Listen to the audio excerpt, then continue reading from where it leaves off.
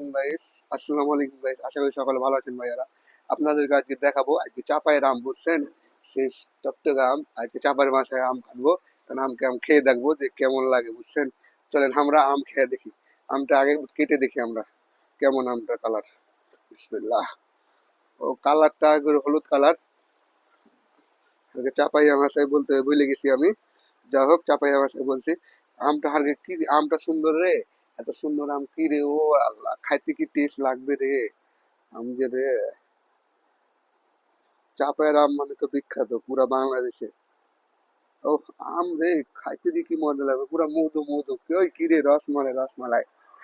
উম, পুরা অমৃত। উম, মধু মধু, পুরা রসমালাই, মধু মধু। ওই কি রে, মধু মধু। আম খেতে হলে চাপে আসতে হবে, নাহলে তো হবে না।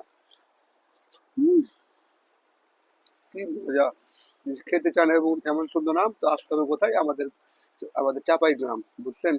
সকলে আসেন, আপনাদের জন্য আমের খাওয়ার দাওয়াত রইলো। আসসালামু আলাইকুম।